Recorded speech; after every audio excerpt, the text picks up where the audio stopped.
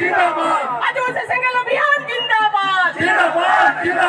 असम के आदिवासियों का एसटी का दर्जा देना होगा।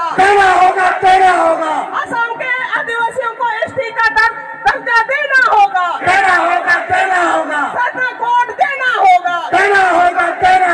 नहीं तो 30 नवंबर रेल रोड चक्का जाम होगा।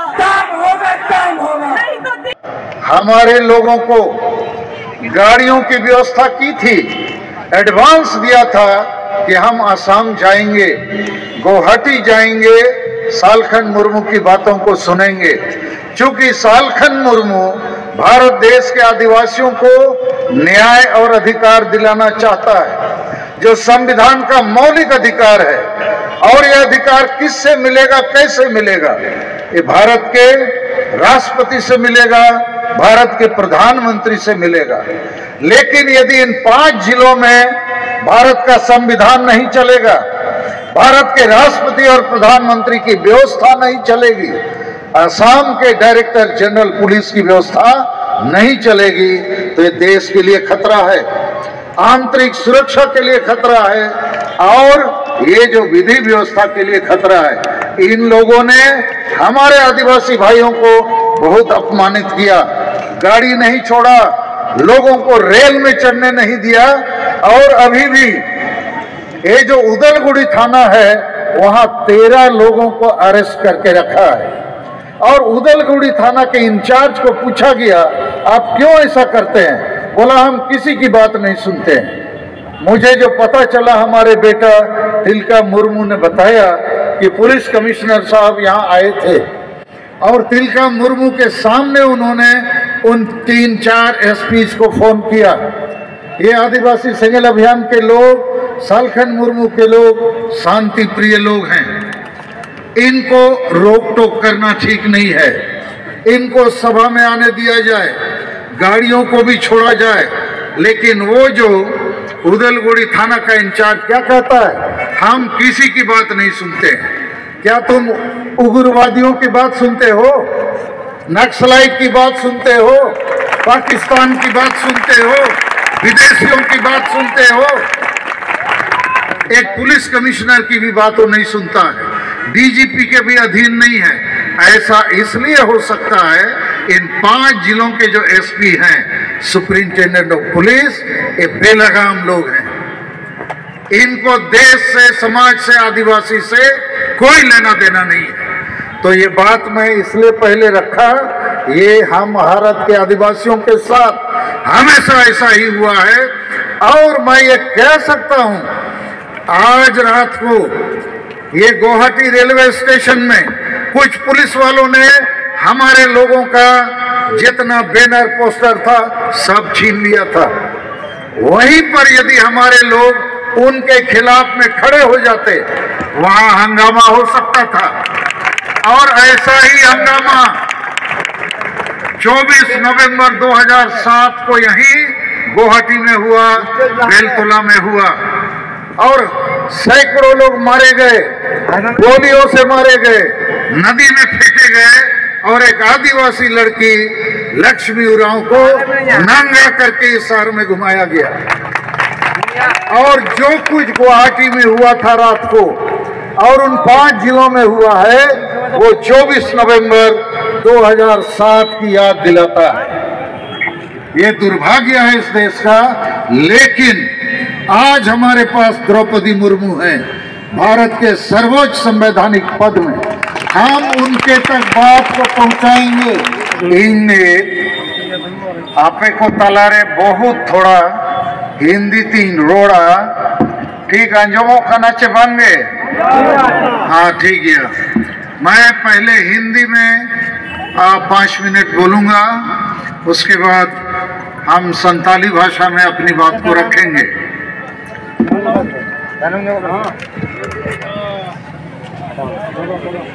आसाम की राजधानी गुवाहाटी के इस दिसपुर एरिया में जो सचल परमानेंट धरना स्थल है, आप सभी उपस्थित भाइयों बहनों और पुलिस प्रशासन के प्रतिनिधि, मीडिया के प्रतिनिधि और जो भी लोग यहाँ उपस्थित हैं, हम भारत के आदिवासियों की तरफ से आपको हमारा जोहार, हमारा प्रणाम। सबसे पहले मैं आसाम की पुलिस प्रशासन पर दो बात जरूर रखना चाहूँगा। मुझे बड़ा आश्चर्य हुआ और ऐसा लगा कि आसाम में और पूरे देश में हमारी एक पुलिस प्रशासन की व्यवस्था है। प्रत्येक राज्य में एक डायरेक्टर जनरल ऑफ पुलिस होते हैं और प्रत्येक कमिश्नरी में मैं कह रहा हूं कि हमारे देश में एक ही प्रकार की पुलिस और प्रशासन की व्यवस्था पूरे देश में है। तो आसाम में पूरे राज्य के लिए एक डायरेक्टर जनरल ऑफ पुलिस होगा। उसी प्रकार कोई कमिश्नरेट में एक कमिश्नर ऑफ पुलिस होगा। लेकिन आसाम में मुझे लगता है कि दो व्यवस्थाएं चल रही हैं, जिसमें कल शाम से रात से सुबह तक कोकराझाड़ जिला, चिरांग जिला, शोनितपुर जिला, उदलगुड़ी जिला और तमुलपुर जिला, ये 5 जो जिले हैं, ये आसाम के डीजीपी के अंडर में नहीं है।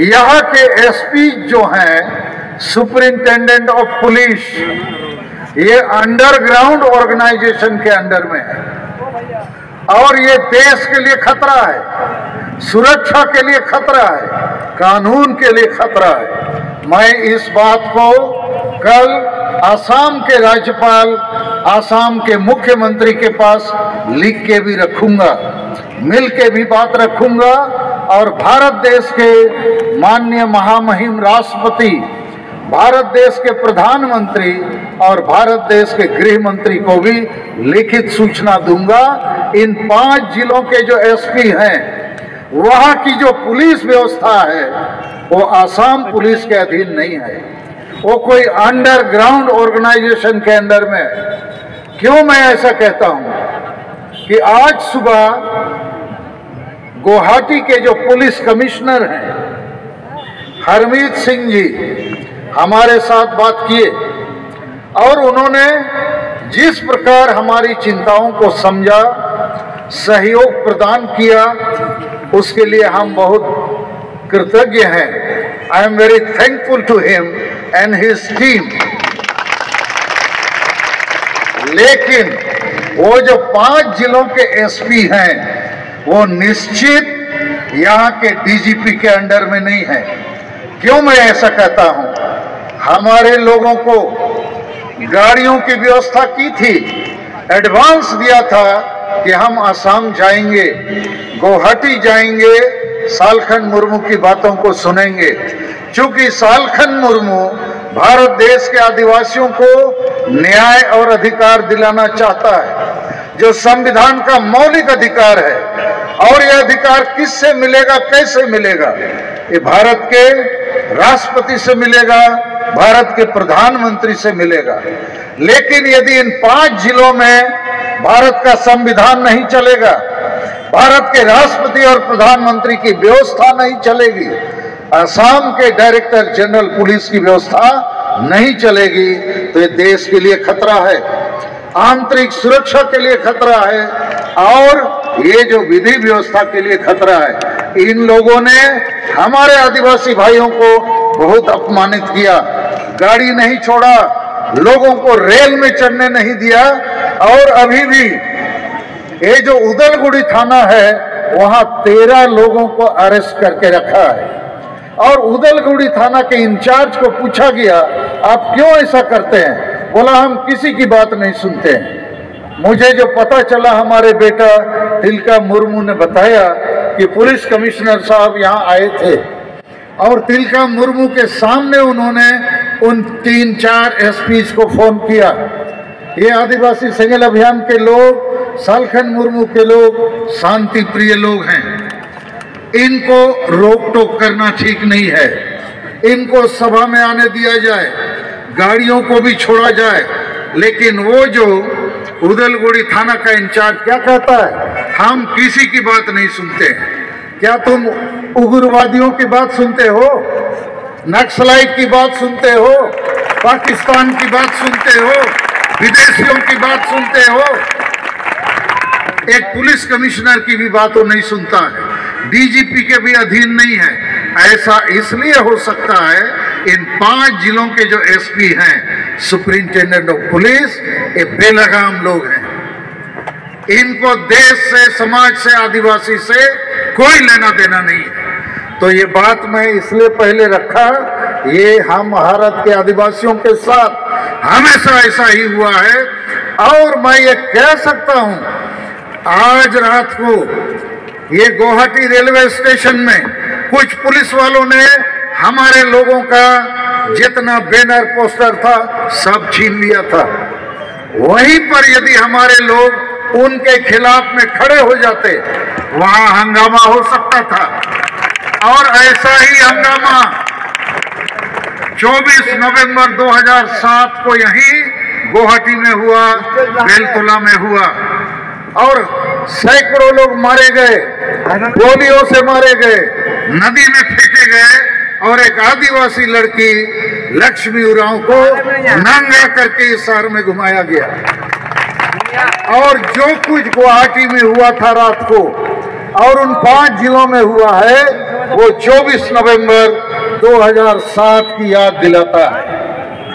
ये दुर्भाग्य है इस देश का, लेकिन आज हमारे पास द्रौपदी मुर्मू हैं, भारत के सर्वोच्च संवैधानिक पद में। हम उनके तक बात को पहुंचाएंगे। हमारे साथ माननीय प्रधानमंत्री नरेंद्र मोदी हैं, हम उनके तक बात को पहुंचाएंगे। और अभी मैडम सुमित्रा मुर्मू ने जो बात कही संताली भाषा में मैं बताना चाहता हूं। हमें 3:30 बजे रात को फोन किया गया कि गुवाहाटी रेलवे स्टेशन में हमारे लोगों को उनका बैनर पोस्टर छीना जा रहा है, उनको अपमानित किया जा रहा है, और उन 5 जिलों से लोगों को आने से रोका जा रहा है। और यदि हमारे लोग भी भड़क जाते, हाथापाई में उतर जाते, तो निश्चित है ये घटना दुर्घटना में तब्दील हो सकती थी और 24 नवंबर 2007 का इतिहास दोहराया जा सकता था।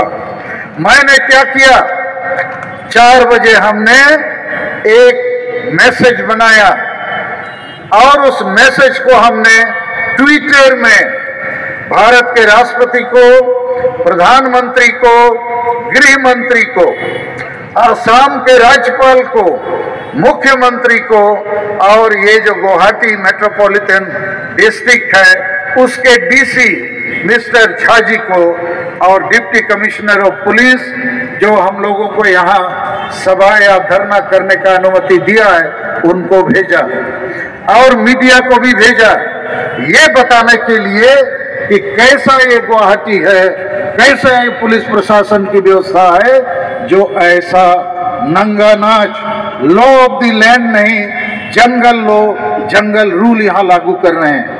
और मुझे पक्का मालूम है दिल्ली से कोई बम्बू आया होगा और उस बम्बू के चलते इन लोग फिर इसके ऊपर में अपना सहयोग की भावना के साथ काम करना शुरू किया है। क्या हम लोग भारत के आदिवासी आदमी नहीं हैं, नागरिक नहीं हैं? क्या भारत का संविधान हमारे लिए नहीं है? आज हम ये सभा क्यों कर रहे हैं कि हम आदिवासियों को क्यों हमारा धर्म का मान्यता नहीं मिलता है? 75 सालों के बाद भी क्यों हमारे लोगों को असम में एसटी का दर्जा नहीं मिलता है? 75 सालों के बाद भी क्यों हमारी भाषाओं से पढ़ना लिखना, सरकारी काम और एम्प्लॉयमेंट या नियोजन नहीं होता है?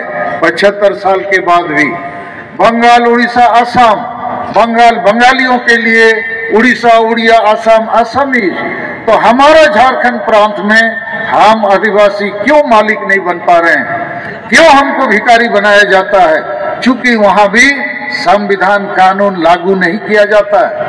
तो ये सारे चीजों के लिए हम लोग झारखंड, बंगाल, बिहार, उड़ीसा, असम में लगातार जनसभाओं को आयोजन किया और दिल्ली में भी किया। 30 जून 2022 को दिल्ली में हम लोगों ने जंतर मंतर में ऐसा ही बहुत बड़ा धरना प्रदर्शन किया। बहुत बारिश हुई और उसके बाद भारत के राष्ट्रपति, प्रधानमंत्री और गृह मंत्री को ज्ञापन दिया। उसके बाद 20 सितंबर को उड़ीसा की राजधानी भुवनेश्वर में ऐसा ही सभा किया। वहां भी पानी गिरा जोर का, लेकिन हम लोगों ने वहां भी अपनी बातों को, अपनी मांगों को रखा। साउंड थोड़ा कम करो। उसी प्रकार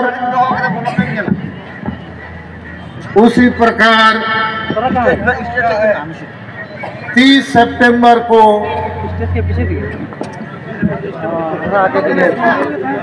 रखो इसको रखो ना, वो एडजस्ट करेगा, इसको रखो।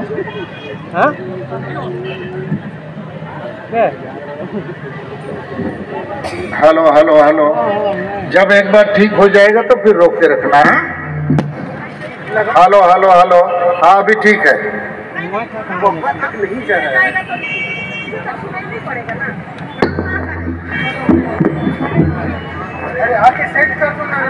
पीछे ठीक सुनाई दे रहा है? हाँ सुनाई दे रहा है, रहने दो रहने दो। हेलो हेलो हेलो, उन्हीं दो और अलग पीछे कहे, अभी ठीक है, इसको इधर उधर नहीं करना।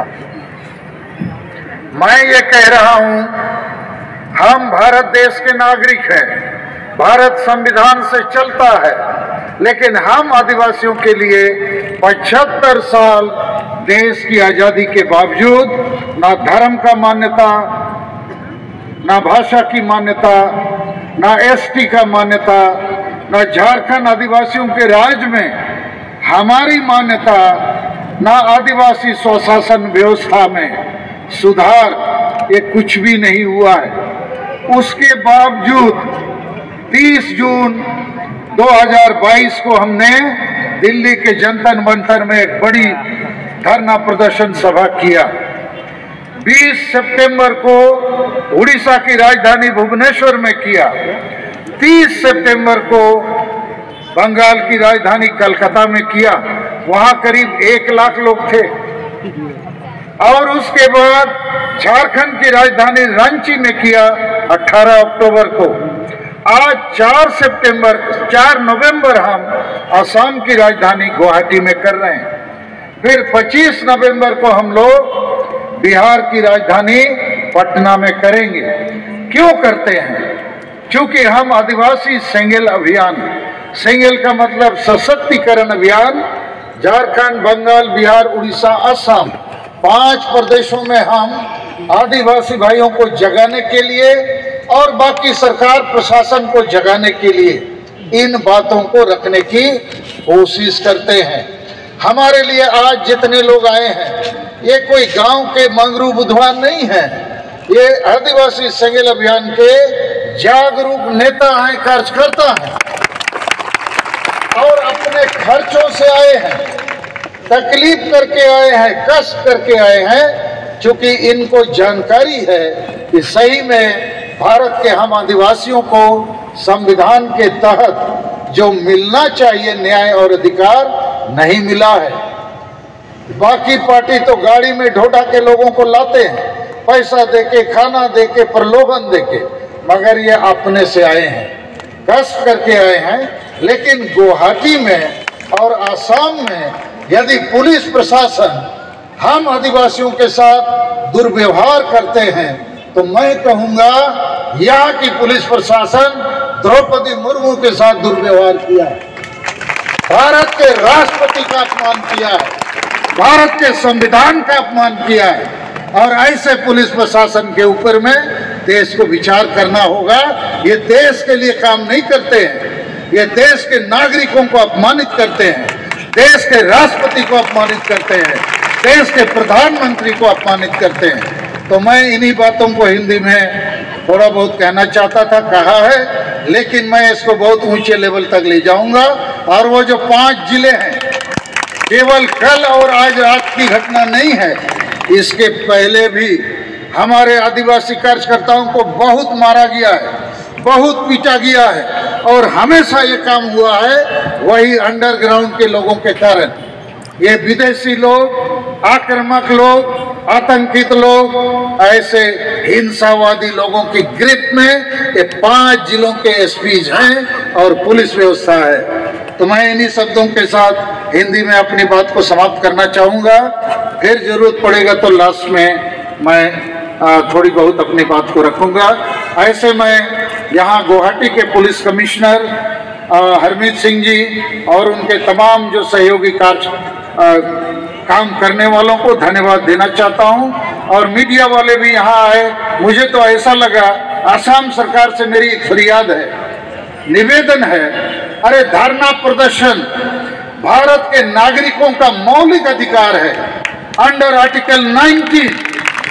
तो ये धरना प्रदर्शन के लिए आप गुवाहाटी के केंद्र से इतनी दूर भेज दोगे आदमी को, इसका मतलब ये गुवाहाटी में जो सरकार है इसको लोगों की चिंताओं का चिंता नहीं है।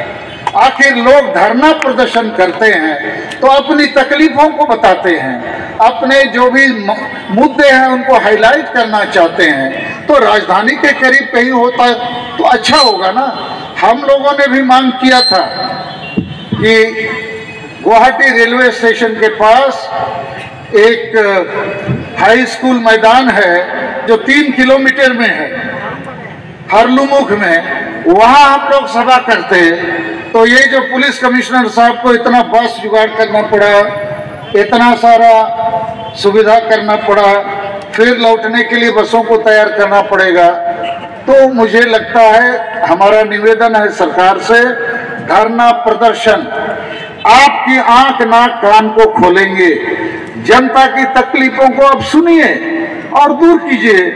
तो हम 5 राज्य के कार्यकर्ता यदि पैदल आना पड़ता, अपने खर्चों पर आना पड़ता, बहुत खर्च करना पड़ता, तो ये व्यवस्था भी ठीक नहीं है। राजधानी के केंद्र में कहीं एक मैदान होना चाहिए, जैसे दिल्ली में जंतर मंतर है, इवन इंग्लैंड में वो लोग एक ऐसी जगह पर ये सब करते हैं ताकि केंद्र जगह में इन भावनाओं को, लोगों की तकलीफों को लोग सुन सके। तो मैं फिर एक बार आज की सभा में आप सभी जो लोग आए हैं, हमारी तरफ से जोहार, धन्यवाद, खास करके आप आ सके हैं।